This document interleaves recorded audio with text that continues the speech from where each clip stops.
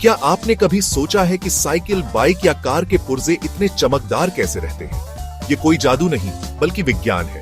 इस प्रक्रिया को विद्युत लेपन कहते हैं। सरल शब्दों में यह एक ऐसी प्रक्रिया है जिसमें बिजली का उपयोग करके एक धातु की परत दूसरी धातु पर चढ़ाई जाती है।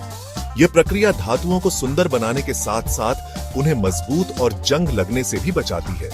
इस तकनीक का उपयोग करके हम धातुओं को और भी उपयोगी बना सकते हैं। विद्युत लेपन का इतिहास 19वीं शताब्दी की शुरुआत का है।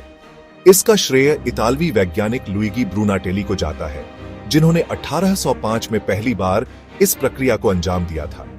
उन्होंने बिजली का उपयोग करके सोने की परत चांदी पर चढ़ाई थी। यह खोज क्रांतिकारी साबित हुई और धीरे धीरे इसका उपयोग विभिन्न क्षेत्रों में होने लगा।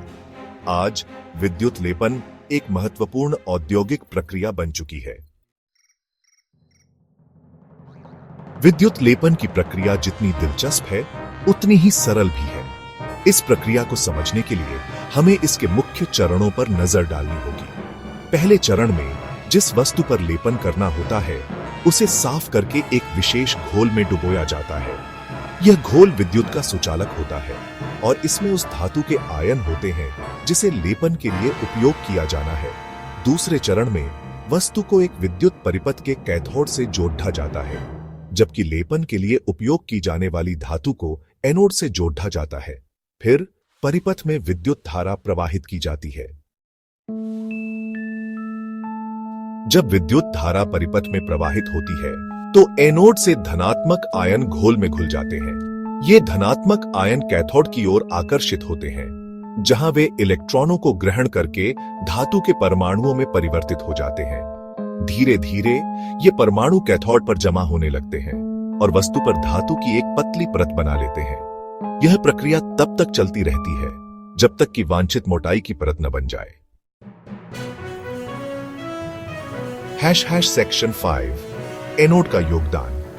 एनोड का कार्य धनात्मक आयन प्रदान करना है, जो कैथोड पर जमा होकर लेपन बनाते हैं। एनोड धीरे धीरे घुलता जाता है और घोल में धातु आयन की आपूर्ति करता रहता है।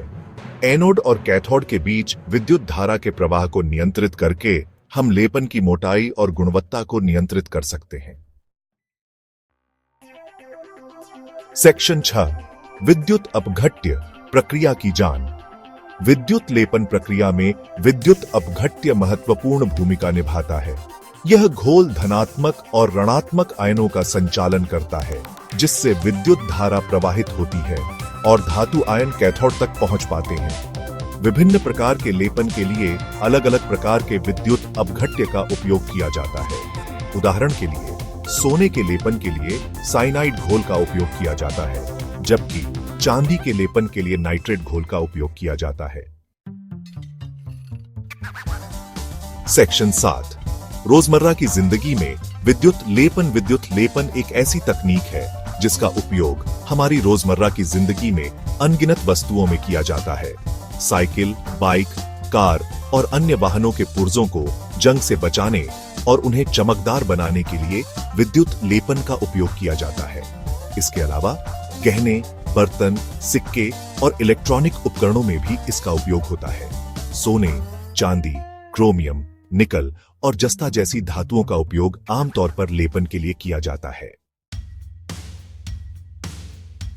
सेक्शन 8 प्रेरणादायक उदाहरण। विद्युत लेपन तकनीक ने कई क्षेत्रों में क्रांति ला दी है। इसका एक बेहतरीन उदाहरण है इलेक्ट्रॉनिक उपकरणों का निर्माण। कंप्यूटर चिप्स, मोबाइल फोन और अन्य इलेक्ट्रॉनिक उपकरणों में सूक्ष्म विद्युत परिपथ बनाने के लिए विद्युत लेपन का उपयोग किया जाता है। यह तकनीक नवीकरणीय ऊर्जा के क्षेत्र में भी महत्वपूर्ण भूमिका निभा रही है। सौर पैनल में सिलिकॉन कोशिकाओं पर धातु की परत चढ़ाने के लिए विद्युत लेपन का उपयोग किया जाता है, जिससे उनकी दक्षता में वृद्धि होती है। सेक्शन 9 भविष्य की ओर एक नजर। भविष्य में विद्युत लेपन तकनीक और भी महत्वपूर्ण भूमिका निभाने वाली है।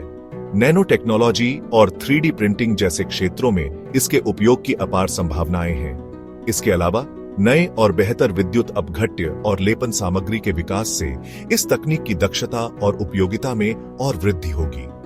यह कहना गलत नहीं होगा कि विद्युत लेपन तकनीक भविष्य में विज्ञान और प्रौद्योगिकी के क्षेत्र में महत्वपूर्ण योगदान देगी।